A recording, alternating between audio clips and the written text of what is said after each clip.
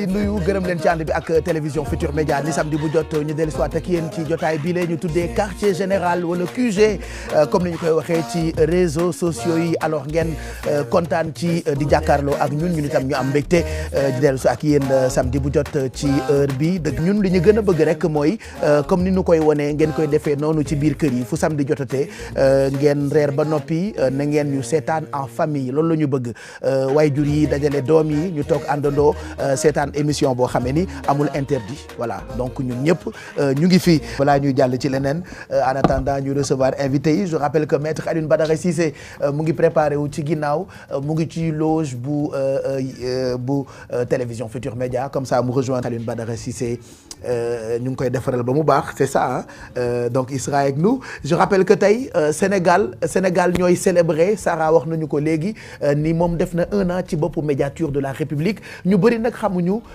médiature de la République wala médiateur de la République mooy lan donte ci biir mbir mi dégg nañ ci médiation. waaw loolu sax moo gën a fës si li nga xamante ne mooy micro trottoir bi ma préparé. mooy li ma wax sànq le 5 août 2015 moom si lañ ko tabb mu nekk médiateur de la République mais li nga xam ne mooy médiateur de la République moom yàgg na fi. parce que depuis 1991. la ñu sanc kuréel boobu moom nag démb la ci féete. 1 an wam ñu kontaan di ko dalal am na. Crise yu bëri yu fi romb yoo xamante ne jot na ci dox ay jéego. donc ñu ngi koy xaar ci quartier général bi mu ñëw ñu mën a échanger ci loolu. voilà mën nañu ko nuyu sax Mamadou Mouhamed Ndiaye salaam mi na ngi xasan parce que kilifa yi foo leen gisee rek li nga leen bëgg laaj day bëri maître ñu ngi lay nuyu man nag papa la ci man kontaan nañu tey ci sa teewaay ci quartier général fii léegi ay minutes di nga ñu rejoindre ci plateau bi mais d'habitude samedi soir ku ci nekk dafa daan am ci loo ne nan nga daan passé samedi soir. Pape maa ngi lay nuyu ak ñi nga bokkal plateau bi yëpp kontaan wuy si seen invitation samedi dimanche. tous les jours de la semaine jàpp naa ni bu ñu liggéey ba wàcc dañu nekk ci njaboot gi wala ci xarit yi. wala ci kuréelu Cheikh Al Khadim. macha allah donc amul lenn loo xamante ni. waaye jàpp naa ni boo làqatoo ci bëtu ñëpp. nekk ak sa njaboot amatuloo foo yemale sa bopp. dëgg la lu njaboot gi laaj rek dañ leen si di fekk. dëgg la ba loo foogul sax nag. macha allah incha allah. jàpp ne ñoom nee nañu que ne que loolu du am benn gàllankoor. et je vais même rebondir sur ça pour laaj maître Alioune Badara Cissé ndax waa Parcelles Assainies waa Konachap ak dëkk yi nga xamante ni gox yi nga xamante ni amuñu ndox. bu ñu bindee bataaxal ñëw ci yow dina nga mën a def médiation ci diggante ñoom ak waa SDE. fekk waat yeneen dossiers yi nekk foofu. yi nekk médiature yi nga xamante ni jot nga ko.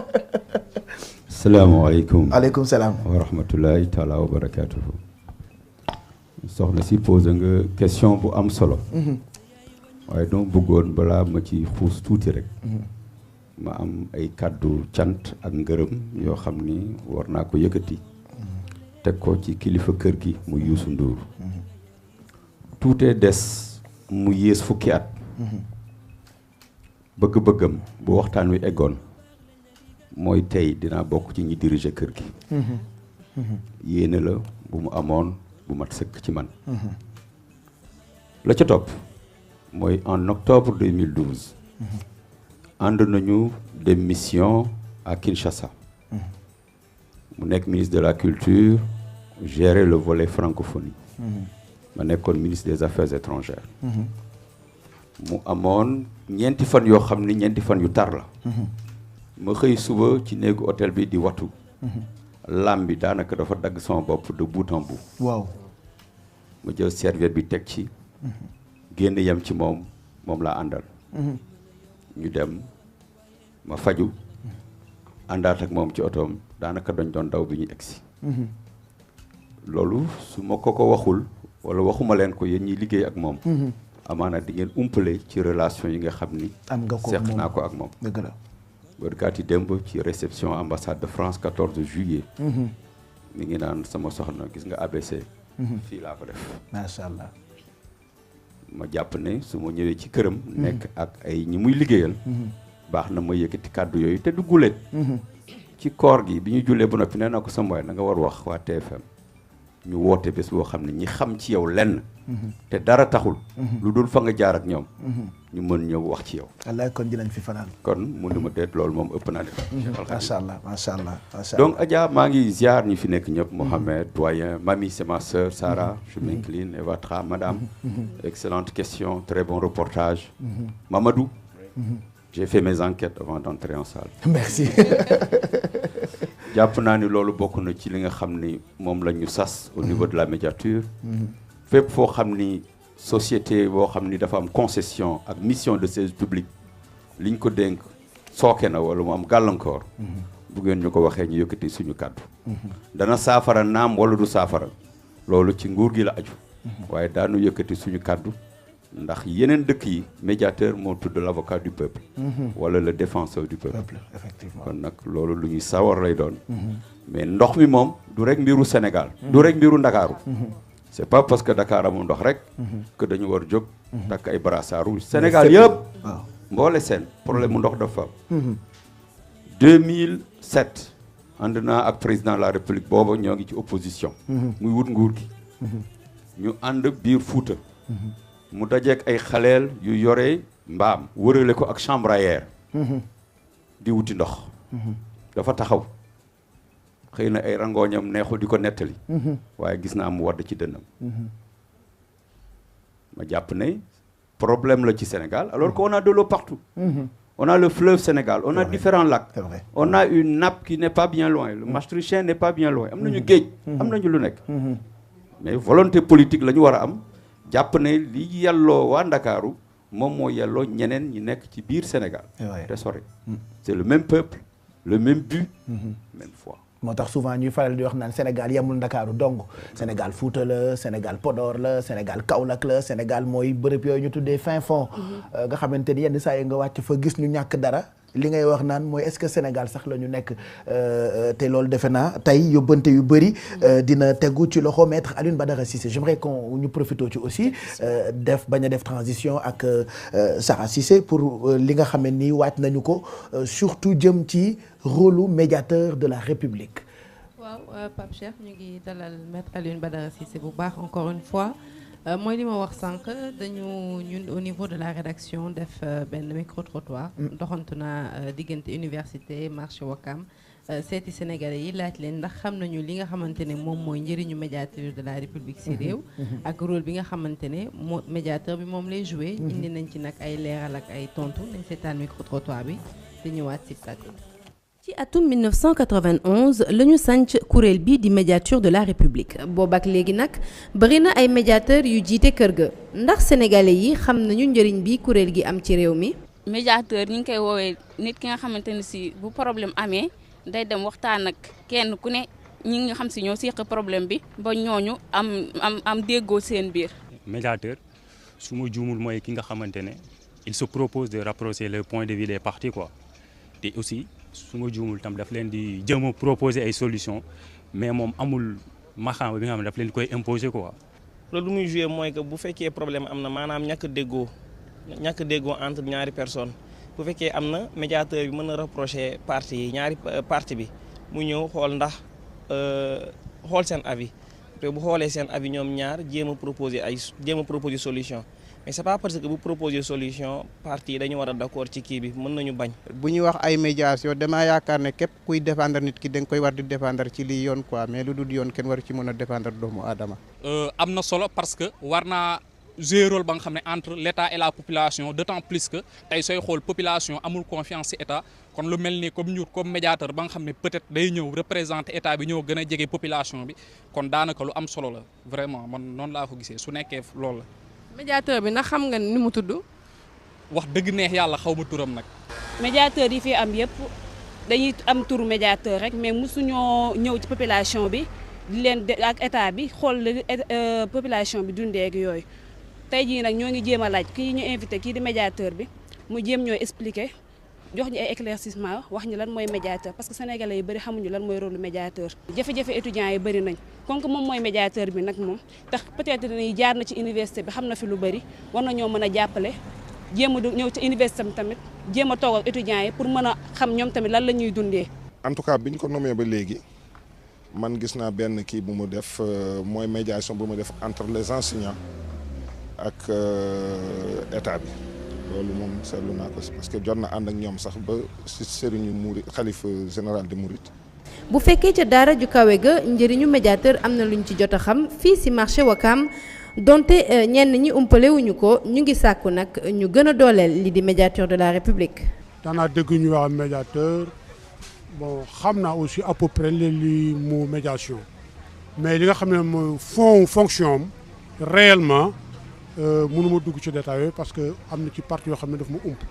ba démb rek ñu ngi koy seetaan télévision ñu invité ko vraiment mu wax lu rafet ñëpp di ci kontaan suñu xel dem ci koo xam ne doomi dëkk bi la woon fii ci Ouakam muy El Hadj Ousmane Camara yaakaar naa ne bokk na ci ñi nga jëkk a def médiateur fii ci Sénégal. dama gis ni un seul médiateur doyul au Sénégal quoi pourquoi pas ne pas créer dans toutes les régions de ce pays chaque région chaque tribunal am un médiateur boo xamante ni moom mooy gérer région boobu ak cabinet quoi parce que boo xoolee dëkk bi y a plusieurs conflits même dans les familles il y a des conflits donc le rôle de médiation boobu on en a besoin. voilà xalaatuk ñenn ci ay sénégalais yu ñu taseel ci wàllu médiateur de la République Dieynaba d'ailleurs am na lu mu ci tënk tuuti balaa ñu lay delloo kaddu bi Sarah. oui en fait sànq dama doon xool ci foofu ba ma nekkee RFM et j'ai vu que on a dit que le médiateur est une autorité indépendante chargée d'améliorer les relations des citoyens avec l'administration. maanaam mooy rataxal diggante nguur gi diggante citoyens yi ak administration. d'accord nee nañ le médiateur reçoit les réclamations concernant le fonctionnement maître Alioune Badara Cissé des administrations de l'État, des collectivités locales, des établissements publics et tout autre organisme investi d'une mission de service public. Parce que public bi il faut que ñu insister si parce que am na ay poñ yoo xamante ni yow amoo droit laal ko. n'est-ce pas c'est bien cela. mais balaa mu ci tontu donc dañuy àggali ak Sarah vas-y. waaw dinaa ñëw si li nga xamante ne moom la Dieynaba Seydou Ba wax kon ñu gis ne si micro trottoir bi xam nañ plus ou moins man am naa si sax xaw naa si am mbetteel ndax bi may jël sama micro sax di dem maa ngi naan est-ce que dinañ xam dëggantaan institution bi ban njëriñ la am ak médiateur mais boo ne médiateur rek ñoom immédiatement dañuy xalaat médiation donc dinañ xam ne kuy jubboole la ay parti donc interpellé nañ ko tamit ku mel ni étudiante bi ñu dégg sànq moom wax na li nga xamante ne moo xew ci université ne dañoo sonn lool bu ñu sañoon moom médiateur de la République. mooy public bi Dieynaba wax léegi. voilà mais li ñu xamul moom foofu la Dieynaba ñëwee indi point de vue bu intéressant am na tamit ku interpellé médiateur di ko wax ne dañu war a am médiateur dans chaque région. ndax kër yi ay conflits ngi si mais yaakaar naa ne loolu du liggéeyam moom dinañ ci indi léegi ay leeral. daal di wàcc nag ci kër gu nekk bu doy kër gu bu yëngoo am problème rek ñu war a au médiateur kon yaakaar naa ne dossiers yi moom dinañ bëri torop maître ñu ngi lay dalal bu baax xanaa dina ñaan rek nga ñëwaat ci li nga xamante ne moom mooy sa liggéey au niveau de la médiature mu leer ci askan wi yëpp te tamit di la sargal ndaxte xam nañ nga démb si nga def 1 an à la tête de la médiature de la République daal di ñu dresser ce bilan. jërëjëf Sarah merci 1000 fois merci pour ce micro-trottoir également boo xam ni dafay représenter rek maanaam échantillon la mais échantillon la bu law. ndax bare na ci Sénégal ñoo xam ni umpale nañu médiature fan la nekk ak médiateur mooy kan. ak médiateur lan mooy liggéeyam. donc suñu amee occasion ñëw ci émission yu mel nii war nañ d'abord nangu ne nit ñi li ñu wax loolu lu nekk la. nangu ne ñun am na ay jéego yu bare yoo xam ne war nañu ñu def ko jëm ci ñoom non seulement ci Ndakaaru rek. comme ni ma ko waxee léegi ci wàllu ndox mi. mais sur le Sénégal dans son entièreté.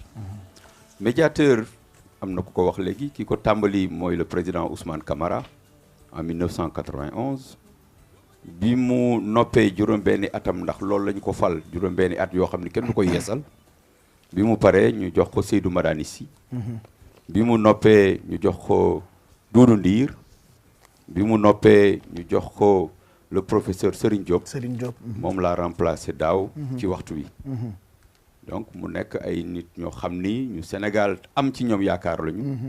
ñu def ci seen ay jéego def itam seen kéem kattan. bi mu ñëwee itam ma annoncé ay jéego yu supplémentaire jéego yu yoo xam ne danaa ko yokk mooy dispositif wala mécanisme bu ñuy wax autosaisine. mooy dootuma toog rek comme li soxna Dieyna ba liir léegi ñu yónnee ma ay réclamation ma soog a jóg. damay jóg fu mu yëg ni problème am na fa wala ma nga fay waaj a am te problème boobu mën a gàllankoor fonctionnement wu service public wala mu arrêté ko mu jóg dem dox ko bañ a xaar. noonu la ñu def ci ñi nga xam ne les élèves maîtres yi def grève de la faim à la FASTEF. ba dem yàlla dimbale ñu au bout de plusieurs semaines. ñu ñaan leen ñu bàyyi grève de la faim bi. la leen naqdi woon ñu waxtaan ci ak président de la République ak premier ministre ba mu commencé am saafara. noonu la ñu def bi nga xamante ni bac bi daanaka dem nañ ba mu des ñaari fan. nar a indi problème ci xale yi nga xam ne bu ñu deful bac lu ne xaj na ci. waajur yi jaaxle parents d'élèves yi jéem. ku nekk jéem mu tëj. yàlla may ñu ci suñu ay jéego. ñu wax ak ñoom ba ñoom ñu nangu surveiller ak superviser épreuve de philosophie. ñu continue di waxtaan ak ñoom ba ma gis ne am na épreuve yu ñëw à travers le bac technique. te bu ñu barul daanaka daañu dellu gannaaw te su boobaa musiba dina am. la ñu mayoon ci njëlbeen. suñu ko nangoo rek musiba dina am. sama xel am ci lu mu jàpp. ma jàpp réew mi dafa toog ci ay kilifa ñoo ko yor. ñun ndombo tànk bu ñu mënti yor jàpp naa ni suñu taxawaay. warul sut bu sëñ Cheikh Sidi Makhtar. warul sut bu suñ papa sëñ Abdou Aziz. wallaahi amiin jàpp ne. jóg dem foofu wala orienté leen ci ñooñu lu war la. ndax peu importe su fekkee médiateur moo ko dox wala dox ko le plus important mooy la ñuy bëgg saafara ñu saafara ko. yàlla may ñu jaar foofu kilifa yi wax ci. ñu fekke ko nag ba li ñu jàppoon yëpp ñu bàyyi ko. noonu la ñu def université Gaston Berger bu Saint-Louis pendant 4 mois jànguñu. ñu bañ may ñu ñëw waxtaan ak ñoom woo leen ñu ñëw fekk si ma sama kër ci Touba ma wax ak ñoom. fekk si leen Ndar. ñaari yoon wax ak ñoom ñu may ñu reprendre at jàng bi. noonu la ñu def hôpital de Saint-Louis ñu toog lu yàgg ay weeri weer kenn fajuwul ay grenades lacrymogènes di tàkk ci biir hôpital bi. ñu def fa ay yoon bu ma jël syndicat ay nuit blanche ay fan. ba mujj gi ñu wax ak ñoom ñu nangu delluwaat si seen liggéey tout en poursuivant les négociations donc noonu la ñu koy doxee la ci ëpp nag ca la ñu def du lu ñuy wax. waaye baax na comme tey bésu duut baaraam la. wane te bésu anniversaire la. ñu wane ni bi ngeen ñu dénkee seen yëf daaw ak ren. naam def nañ ci ay jéego yu sut yi waaye yii yu ñu mën a jukki la. teg ko ci loxo askan wi nga xam ne moom la ñu xëyal di ko gontal. ci projet yi nga waxoon ne di ngeen ko def bi ngay soog a falu bokkoon na ci décentraliser yëf yi ni mu amee Dakar ñu mën ko am ci yeneen régions yi est-ce que loolu am na. am nañu ay délégués régionaux région bi nekk Sénégal bu nekk am na délégué du médiateur. waaye délégué du médiateur nag da nga koy wutal bureau. di ko wutal salaire boo xam ni sut na la ñu koy jox. wutal ko oto wala wutal ko moto. wutal ko téléphone ak yeneen yoo xam ni dina mën a def liggéeyam. bu fa information amee ñu mën ko remonter. mais am na naam lu ñuy teg seen loxo.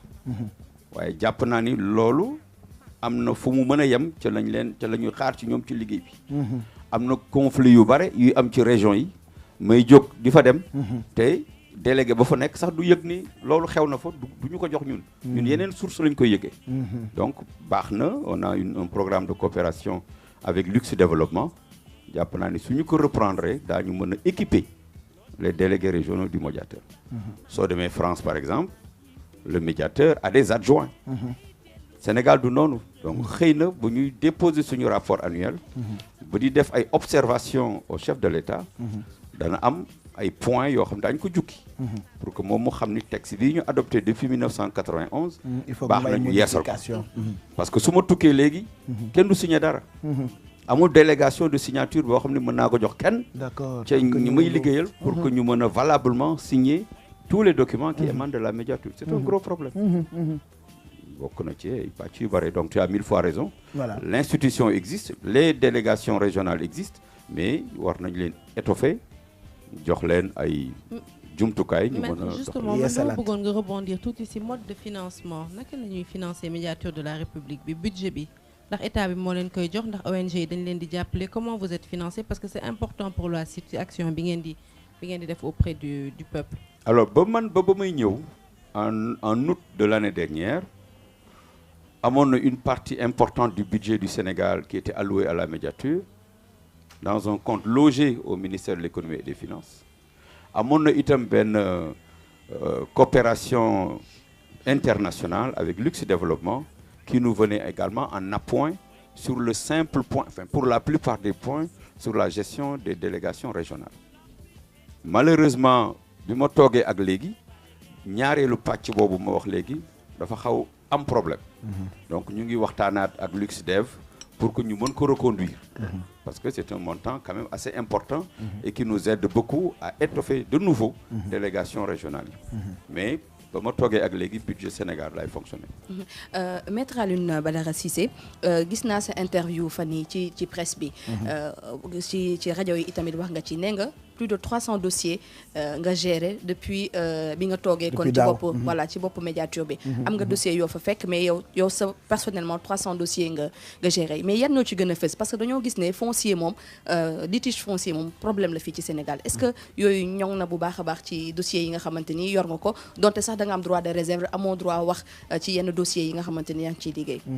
Non, man dinaa la wax lépp amul benn problème. Je ne suis pas assujetti à certaines restrictions. Je suis un avocat du peuple et je suis une autorité indépendante. Autorité indépendante la lépp loo xam ne war naa ci wax ak askan wi. danaa ci wax. Bismillah. Le dossier foncier c'est un gros lot de réclamations que nous recevons. daanaka feebar la fii Sénégal. jàngoro la. tout le temps ñoom ci rajo yi damay dégg seen journaux yi da ngeen di wax problème fii coowal suuf fii problème foncier fii dafa bëri. jàngoro la ci réew mi. ndax aakimoo suufu jàmbur te nekk mbooloo. daf fi yomb. te buñ ko xasee ba def ba installé ba tabax ba toog ba dëkk. boo leen fa bëggee jëlee. dafay metti donc foofu il faut que ñu am une nouvelle politique ci ñoom ñu nangu ko. pour que muy am ay substitution. ñoom doyen ñëw nañu daje toog sa kër. occupé ko tout un espace 4-5 hectares. mbokkam yëpp mu woo leen ñëpp ku nekk ñëw am ci pàcc tabax def barak. wallaay mënoo ñëw. jël ay gradaire ak ay tracteur di ko daan. il faut ñu toog ñu waxtaan. mënuñu la wax itam bàyyil sa alal te nga dem toog. non il faut que état bi xool zone boo xam ni mën nañ fa génne lu ni toll te mu méngoog sa alal gi ñu occupé ñu teg ko sa loxo ak tuuti ndàmpaay nga dem. loolu bare na fi te amul la ci ëpp te bare lool itam mooy les expropriations pour cause d'utilité publique. luy loolu. foo xam ni yaa ko moom lew na la dom. nguur soxla ko pour defar fi loo xam ni ñëpp lay jëriñ. ñu war fa defal tali. ñu war fa defal hôpital. ñu war fa defal leneen ak leneen loo xam ne njëriñu askan wi la. ñu foqati ko ci yow nangu ko. waaye nangu bi yoon dafa ne naam nangu bi mën na am mais il faut une juste indemnisation et il faut une indemnisation préalable. il faut que ñu jox la lu méngoog la ñuy jël ci yow. mais il faut que ñu teg ko ci loxo laataa ñu di ko nangu. loolu nag daf fi bare lool. bëri na fi lool. ndax ñi déjjati ci seen i dëkkuwaay ñu dem. voilà te dëkkatuñu fa. te joxuñu leen ndàmpaay yi kenn joxu leen dara bëri nañ fi. voilà ci réew mi. mu des beneen boo xam ne itam bu am solo la. mooy même procédé boobu ñu soxla sa yëf teg ci loxo ne la lii kat mënatoo yoon da koy jël pour def fii. infrastructure publique. ñu wax da nga ko war indemniser. balaa nga koy jël. indemniser wuñ la. waaye yaa ngi kon ne di fa dëkk. mais mënatuloo ko jaay. mënatuloo ko tayle soo bëggoon banque lebal la laaj la garantie. kër googu nga xam ni depuis plus de 40 ans ñu ngi ci teg loxo. te levé wuñu ko. mënatoo ko tayle. mënatoo ko jaay moomatuloo ko ba yaa ngi ci dëkk. loolu itam bare na ci réew mi loo xam ne war nañ ko stabiliser régulariser ko. la ci des nag c'est fonctionnaires yi. retraité nañu kenn fayu leen. koo xam ne liggéeyal na nguur gi kenn fayu ko. koo xam ni liggéeyal na nguur gi ak benn ministre ñu am remaniement ministre boobu dem keneen ñëw. kooku ñëw ne ko li nga defal kële ça ne m'engage pas. bare na ci yu demee noonu yoo xam ni daanaka la ci ëpp itam. xëy na dañ ko waxtaane feneen. moi je pense que itam baax na pour ñun sama classe gi ñu wax leen lii boo ko amee comme problème mën nga dem médiature. nga wax fa lii ñu fajal la ko lii ak lii ñu def listu jafe-jafe yi nga xamante ni bu dalee Sénégalais ci la war a dem ci médiature bi. waaw loolu yaakaar naa ne pourtant sax mu ngi ci site médiature bi. oui yu xamuñu ay site ñoo xamante ne voilà dafa xanaa rek ñu ngeen gën ko fesal au niveau de la médiature de la République. parce que ñun ay taskatu xibaar lañ donc ñun suñu rôle mooy ñu dem fouiller information bi duñ ko xaar dañuy dem vers moom saa ñu ko soxla mais effectivement pour peuple bi je pense qu'il est important que ñu def plus de communication lu mel ni médiateur de la République je ne sais pas peut-être je me trompe je ne sais pas si à l'école par exemple ni ñu lay jàngalee institution yi ñu ngi jàngal xale yi si seen classe ne médiateur de la République mi ngi existé depuis 1991 parce que am naa maam ju nekk Podor amul internet mënul xam site bi xamul nan lay def pour am ko mënu ko utiliser waaw loolu dañ leen ciy soññ xëj na man maître feneen laa bëggoon ñëw dama bëggoon xam parce que yow ci ni nga décrire li nga xam ne moom ngay def diggante enseignants yi gisoon nañ la ci médiation boobu gis nañ la aussi ci santé bi frustration yu bëri dafay dajale da nga koy dajale ci sa table kon yow am na foo xamante ne yaakaar naa ne sa liggéey mi ngi lay may ngay évaluer coono Sénégal yi fan la toll yow tey soo doon xool ndax dama jàpp ne même ci médiation yi du lépp la ñuy génnee ndax yow boo àttee ñaari nit xëj na ku nga xamante ne xolam jeex na tàng na mais waxtaan nga ak moom apaiser nga ko ne ko lii jarul ñuy àgg ci lii waaye donte def nga loolu ngir wàccee ndax yow loolu moom mooy sa liggéey di nga xam meram moom dayo gi fu mu toll dama bëgg a xam tension sociale yi fi mu nekk nii ndax yow fi ngay liggéey nekk na loo xam ne daf laa tiital toll nga tëju yow kase daal ne am na lii nag xëj na def nañ ci ndox mu sedd mais day suñu moytuwul ëllëg ak si biir ñu ngi nekk ci benn bombe à retardement tension sociale yi fan la toll est-ce que jar na ñu ciy tiit est-ce que jar na ñii di ñu jiite tiit ci tension sociale jàpp naa ne nit ñi mën nañu bañ a tiit mais ñun ñi sóobu ci seen biir am nañu njàqare bi ci ëpp mooy absence de communication entre nit ñi ak kilifa yi yore réew mi parce que soo amee sa naqar woote kenn jëlu la nga bind kenn tontuwul nga demander audience kenn jëlu la amoo ko wax ak yow amoo ko la déglu amaana yaa tooñ amaana tooñuloo mais le fait que kenn gindiwu la dafa lay mettre dans une situation de désarroi et de détresse surtout que kooku di wax ak yow ñu bare ñoo bootu ci gannaawam te yaakaar ko boo ko convaincre itam il faut que moom mu delluwaat ci ñooñu mu war waxal ci ñooñu daanaka dañuy tasaaroo ci Sénégal yëpp bu dee enseignants yi ak bu dee les gens de la santé am na ñeneen ñoo xam ni sur les dossiers de la fonction publique sur les dossiers d'avancement sur les dossiers de mise en solde c'est compliqué très très compliqué ma jàpp ne ñoom nag ñu ngi commencé am confiance ne ay la yëwoon am na koo xam ne même bu faju seen aajo mën na leen dalal moom ak ay ñoñam mu déglu leen par la grâce de Dieu j'ai des collaborateurs très dévoués qui dépensent beaucoup de temps dans la gestion des tensions sociales am na ñoo xam ne nekk ñu fi leneen lu dul di épier l'actualité comme des agents de renseignement di xool fépp foo xam ne source de trouble la bu ñu def réunion de coordination talaata dañ ciy passer temps bu bëri lan moo jar ñu teel a jóg bu fekkee dañu war alerter premier ministre ñu def ko bu ñu waree alerter président la ñu def ko loolu yëpp ñoo ngi ci pour que ñoom ñi nga xam ne ci cëppaandaw ba ñooy hérité ci problème yi ñu teel ko yëg teel ko xam un travail d'alerte que nous faisons au quotidien. léegi ñoom ban jugement la ñu def ci mbirum Nafi Ngom Keïta ak président Macky Sall. alors nous avons un problème parce que dès que mu am waxtaan nañ ci suñu biir parce que dama am benn chargé de mission boo xam ni gorom la c'est une question privée mais nous en avons discuté nous en avons débattu bi ñu paree ci waxtaan ci sa njëlbeen boobu amagul développement yi am tey nii man leen nag nañ jàpp ne li ñu déglu tey ba wecceeku ko ci xalaat ki ñu ko wecceel mënoon na ci bañ a egsi waaye am na qualité bu mu am ak ñun pour ñu permettre d'avoir compréhension bu gën a yaatu ci problème bi mu wax ci ak ñun ci loolu kon ngalawaay li ñu fi waxtaanee tey talaata la woon mat na léegi mu mat daanaka weer nañu ko yemale fii kon boobu problème bi tollul fii déedéet après nag la am ay évolution tournure bi évolution yu amee temps yi yëpp peut-être depuis 3 jours maa ngi ci wax te la ma cee wax weesuwul lu dul un appel que je lance jëm ci ñaari nit yoo xam ni ay serviteurs état du Sénégal lañu dëgg la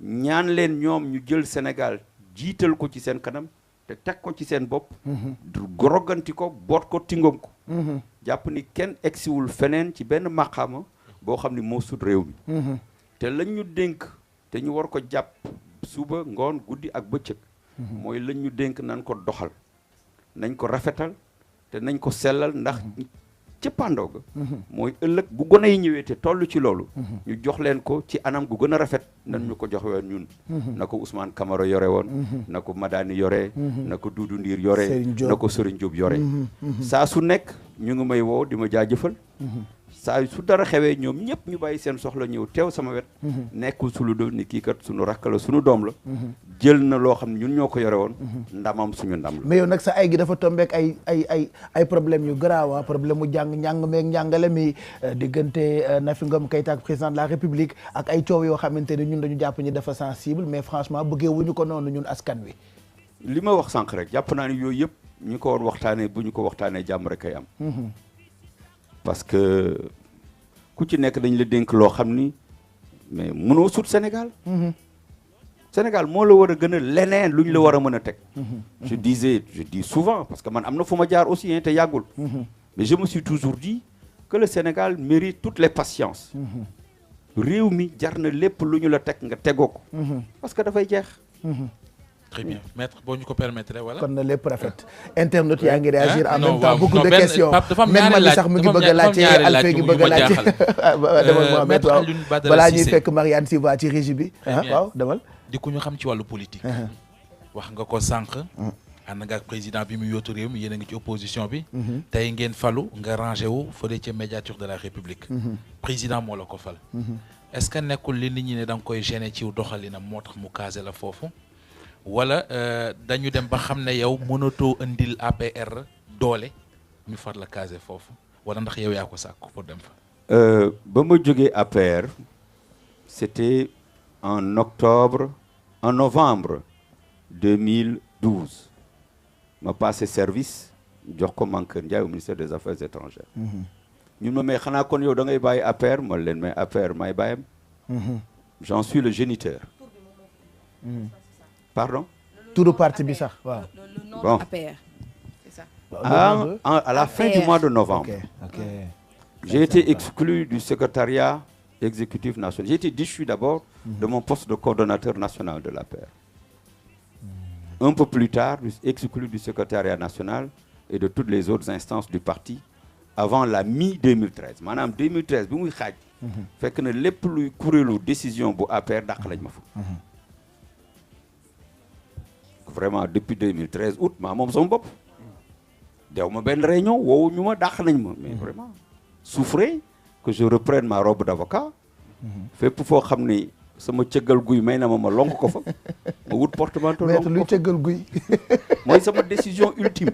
D'accord cëggal guy maître lan moo tax nga choisir dem médiateur de la République. non je n'ai pas choisi. lan moo tax nga nangu poste bi biñ la ko falee. maa ngi dama bëgg ànd ak Mohamed tuuti. ndax na moo politique donc dootul lu may indil APR parce que APR à partir de la mi-2013 bi mu xaajee xaaratuñu ci man dara fépp foo xam ni kuréel la bu ñu sosandoo woon génne nañ ma fa donc je suis devenu totalement libre et autonome de mes mouvements. J'avais que ma robe d'avocat et ma liberté voilà que je portais en bandoulière. Les relations se sont améliorées avec le président de la République parce que pendant tout ce temps nous n'avons jamais cessé de communiquer. Nous n'avons jamais cessé de nous parler mosuñu toog diir boo xam ne waxuñu waxu réew mi ba jamono jot man nag su ma sañoon vraiment nga reprendre travail à mes côtés moo doon lors des dernières universités républicaines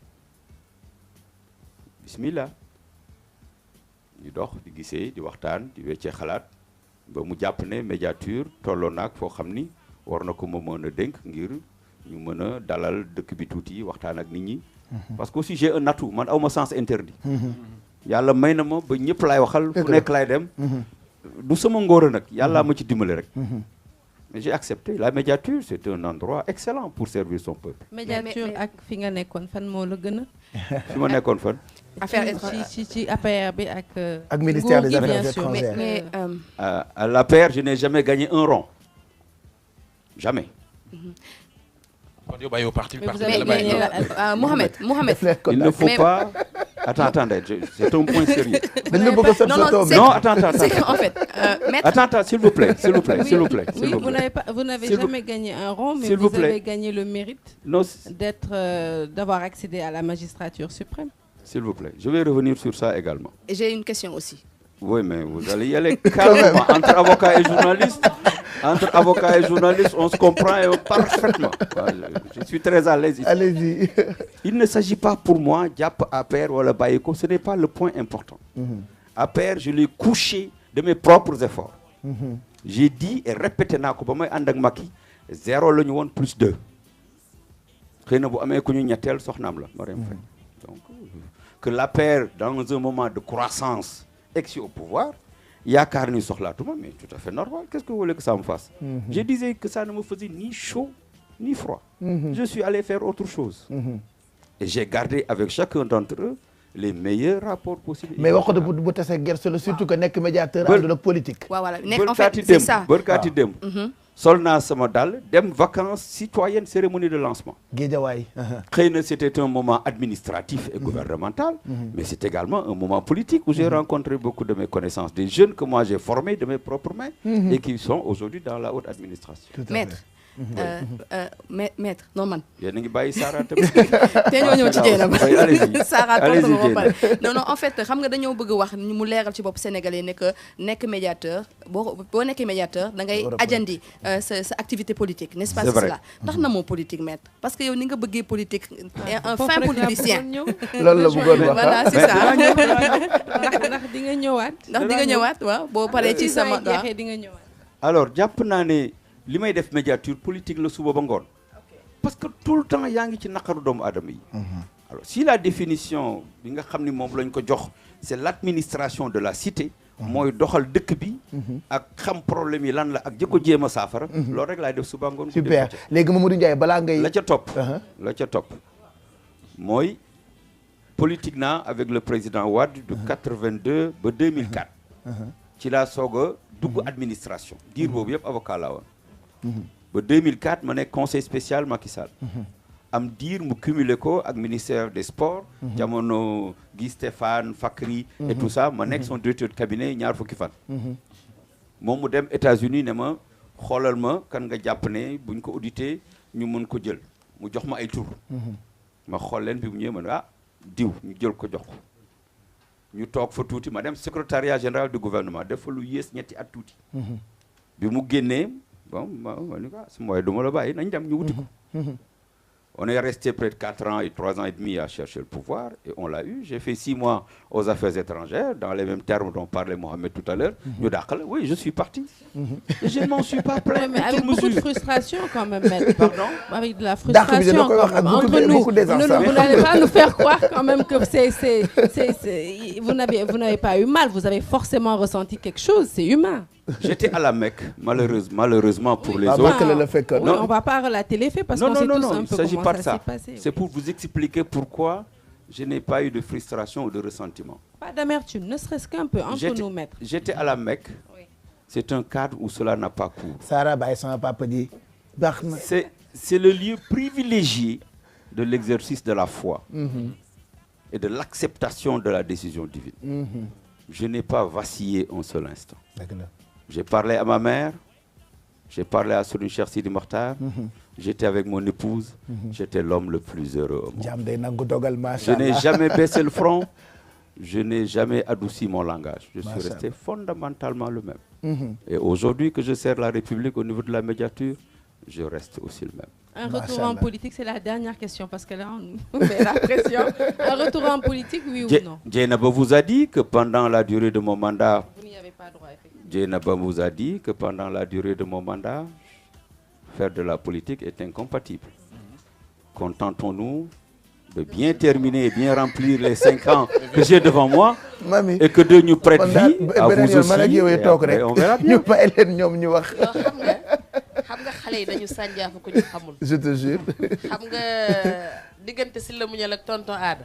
ku ci dugg des ca. wallaay ku ci dugg des ca ñu xool internautes yi seen ay réactions depuis que ñuy seen maître Alioune Badara Cissé ci plateau bu quartier général. Marianne Siva alors naka la mbir yi demee diggante Twitter Facebook ba ci Snapchat bi ñu ngi recevoir ay messages privés comme quoi Sénégal yëpp defe naa tey ni man gindeeku nañu mais ñu ci bëri am na lu ñu bëgg maître Alioune Badara Cissé tontu leen ci.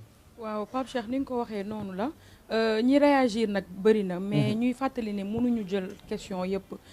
léegi question yu ci ëpp nag dañu koy féliciter déjà ci 1 an yu mu def ci boppu médiature de la République. léegi ñu tàmbalee ak Mariama Diallo. moom mu ngi féliciter comme ni ma ko waxee sànq maître. question ñoom ñaari question nag la am question bu njëkk bi mu ngi laaj lan mooy rôle médiateur de la République. ak rôle bi nga xamante ne moom lay jouer ci conflit bu amee wala ay négociations avant pendant et après beneen question bi Mariama Diallo posé nag mooy lan la maître Alioune Badara Cissé xalaat ci affaire madame Nafi Ngom Keïta Mouhamed Diop également posé na question nee na mu ngi laaj maître Alioune Badara Cissé est-ce que mu ngi bàyyi xel ci avenir politique am ki nga xamante ne moo di Tafa Couture élément moyen bu moom mu ngi laaj maître Alioune Badara Cissé digganteem ak Serigne Modou Abdou Khad Pape comme ni ma ko waxee question yu bëri na mais dañ ci mënuñu jàllale lépp dañ si jël jukki rek ñuy fàttali mbokku internet yi également mun nañu continuer di réagir sur Twitter wala sur Facebook sur Twitter hashtag bi QGTFM sur Facebook QGTFM. heureusement ba réponse yu bëri defe naa seetlu nga ko maître tontu na ci. am nga beneen client buy ñëw ci kanam muy Dip Doundou Guiss moom tamit actuellement mu ngi def polémique surtout ak ni muy cartonné mais juste nga fàttaliwaat téléspectateurs yi. am nañu possibilité itam télécharger application bi ñu tuddee GFM et vous Marianne. d'accord comme ni nga ko waxee Pape Cheikh dëgg la application GFM et vous moo lay permettre yow Pape Cheikh moomu toog ci plateau bi wala yeneen journaliste ak animateur yi nga toogal ci plateau bi ñu gën a xam seen jaar-jaar. léegi pour nga télécharger application bi nag su fekkee da nga yore li nga xamante ne moo di iPhone. da ngay dem sur Apple Store nga télécharger ko. mais soo amee beneen xeetu Android da ngay dem sur Play Store nga télécharger ko. moom moo lay permettre nga mën a seetaan également. quartier général en direct. voilà merci beaucoup Marianne ñu ngi ñëwaat ak yow fekk la foofu ci régie bu quartier général comme ça nga indiwaat ay xibaar yu ñu mën a jàpp mu jógee ci internautes yi je pense que li des nag pour ñu jeexal waxtaan bi ak maître Alioune Badara Cissé bëreetul. mais Pape nga baal ma xam question boo xam ne internautes yi dañ ko fàtte te su ma ko posé wul fii. je serai pas quitte avec ma conscience. maître Alioune Badara Cissé nekkoon na ministre des affaires étrangères. gis nañu benn doomu Sénégal bu ñuy wax Mbayang Diop. nekk Arabie Saoudite nekk ci jafe-jafe. est-ce que ci sa gis-gis taxawaay bi war diplomatie sénégalaise am na ko ci mbir boobu. Très bonne question. maa ngi remercier mon neveu Bara Gaye qui est le maire de Yeumbeul Sud. moom ma approché ci situation Mbayang Diop. jox ma ci les premières informations dont j'avais besoin pour comprendre situation bi. jàpp naa ni mbir bu mel noonu su amee dal ci doomu Sénégal te mu nekk bitim réew. luwaawu réew moom mu nekk mooy appliqué wu. la ca des mooy Sénégal ak Guinée ak Arabie Saoudite am nañu ay relations yoo xam ni mën nañ ci lijjanti lu nekk. à condition que ñu bañ teg pression bul kawe lool te bàyyi diplomatie bi la muy dox mu dox. suñu ambassadeur dem na ba gis na ko. ministre affaires étrangères bu Arabie Saoudite ñëw na fi def na fi ay fan. jàpp naa ni amul leneen lu ko soxal au moins le président de la République lu dul xool situation Mbayang Diop nu ñu koy régler. nañu bàyyi xel ni Mbayang dafa faat bakkan. te kooku dafa ami njaboot yu mu bàyyi gannaaw. donc ay defalante la diir boo xam ni tension bi dana baissé wu. ordre public bi kenn du ko perturber. parce que luñ ci def ci parparloo rek. fu naan rombe nit ku ñuul sénégalais wala du sénégalais bu ñu xamee ni kii lu mu def dara du ko ci fekk. dañuy daal dal ci kaw. mën naa jur jéeya donc il faut que l'on se calme. ñu bàyyi diplomate yi. la nga xam ne mooy seen métier ñu dox ko. lijjanti ko. ba Mbayang ñibbisi ak jàmm. ci biir ay njabootam. te ñu fexe ba ñooñu di naxtaan xale yu jigéen ñi di leen yóbbu bitim réew. ñu dakkal ko te di leen jàpp te di leen teg ci kanamu yoon.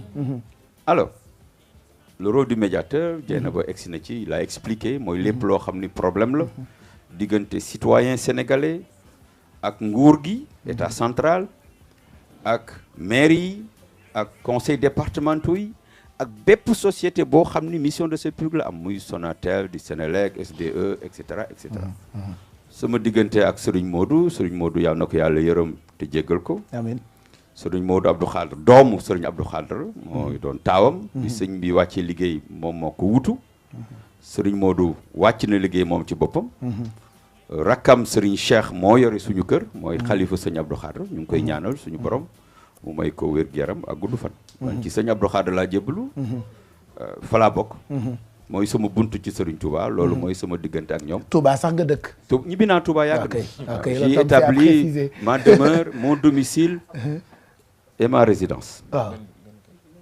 macha allah on finit Mamadou Ndiaye mu jeex man benn question bu balaa ndaw la ñuy bu ma bëggoon mu leer casquette bi nga yoroon bu nga xam ne ñu xam la ni APR nga bokkoon ak léegi rôle bi ngay joué rôle médiateur est-ce que du indi jafe-jafe tuuti ci sa liggéey non nee naa la bu ñu tolloo ci mois de mai ou juin 2013 ñetti at yi teg na ren bokkutuma benn instance su APR même su ma bokkoon instance su APR ba ba may nommé en août 2015 mais jaadootul may am fu muy bokk man amatuma sax équipe bu nawetaan mais ngay rataxal diggante yi parfois ñu xoolee la bëtu fee nga bokkoon xam nga ñëw fas yéene boole fii ñaari nit ñi boole ñu xoolee la bëtul fee nga bokkoon est-ce que diw indi tuuti jafe-jafe nee naa la sànq yàlla may na ma ba man kër yëpp laay dugg dans toutes les formations politiques j'ai mes entrées ñàkk naa fi sama rak xëy na foofu la ñuy yemale yàlla na ko suñu borom yërëm te jéggal ko waaye bés bi ñu koy ñaanal kenn manqué wul ci parti démocratique Sénégal Omar Sarr Samuel Sarr Madické Niang mais mënuma leen ñoom ñëpp ñoom Awa Gueye Kébé Woré Sarr chauffeur u PDS yi El Hadj Amadou Sall tout le monde est venu ndax am na foo xam ne jaar naa fa ak ñoom laataa ma ñëw APR PDS la bokk mais quand le moment est venu pour moi de quitter le PDS je n'ai pas sourcillé un seul instant parce que le devoir m'appelait de toujours accompagner le président Macky Sall je l'ai fait voilà sans renier à mes origines libérales et démocratiques voilà li ma bëgg a mujjee partagé ak yow maître Alioune Badara Cissé xam nga nekkoon nga ministre des affaires étrangères ñu ngi koy fàttaliku alors te ñun bitim réew itam ya fay xew daf ñoo soxal parce que dafa bëri ay doomi Sénégal ñu ngi ci waajtaayug élection présidentielle bu États-Unis alors Kouthia moo am lu mu def loo xamante ni yow la ñu ko bëggoon woon et puis juste après ñu commenté ci donc la bàyyi nga dem ndaxte dañuy àggali ak yeneen i gan yoo xam ne ñoo ngi ci ginnaaw.